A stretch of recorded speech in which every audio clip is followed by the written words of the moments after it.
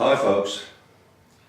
Have you noticed that when you go to the supermarket these days and you look for some item, it's not there? They have moved it. They moved it from where it was the last time you went and they've put it somewhere else.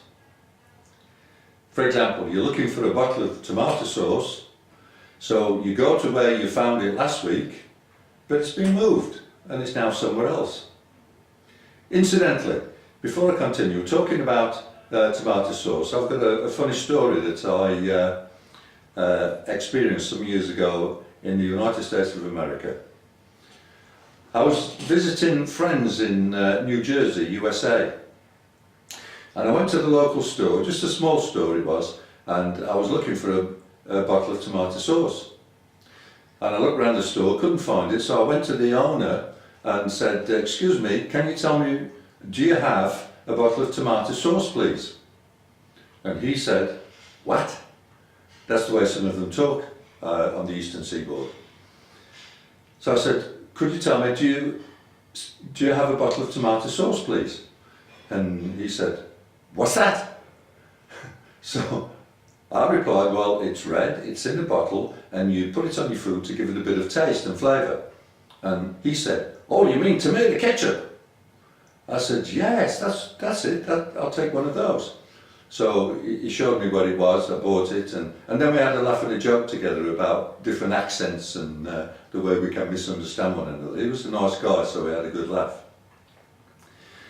But coming back to the main story, why is it that supermarkets have to keep moving things to different places? It really doesn't make sense, does it?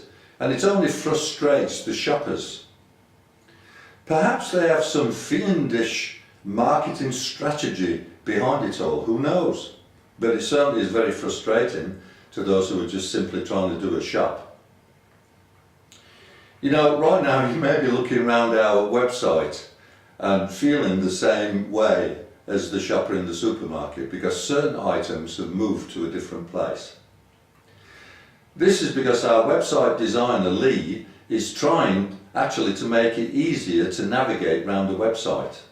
We have no weird marketing strategy behind what Lee is doing, but simply Lee is trying to improve the site and to make it easy to find your way around.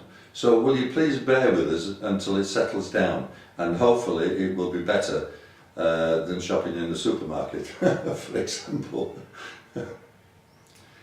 You know, I was reading an article in today's newspaper and it was quoting a senior Tory backbencher who was talking about all the major parties, the main three parties that we have in this country.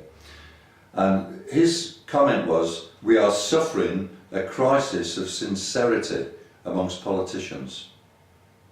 Well folks, I believe it's much more serious than that. Our politicians are suffering a crisis of honesty, decency and righteousness. Now there's a word we don't use very often, but righteousness is doing things in a godly way, in a proper and godly way. In the second book of Chronicles in the Old Testament, chapter 24 and verse 20, the prophet Zechariah, speaking to Israel, said this. He said, "Why do you disobey the Lord's commands? As a result, you will not prosper.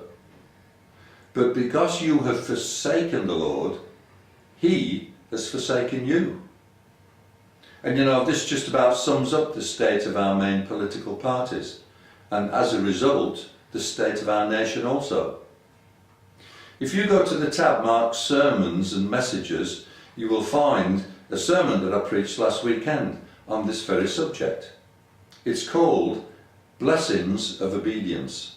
It's only 24 minutes long. Why not go and take a listen to it and see what you think?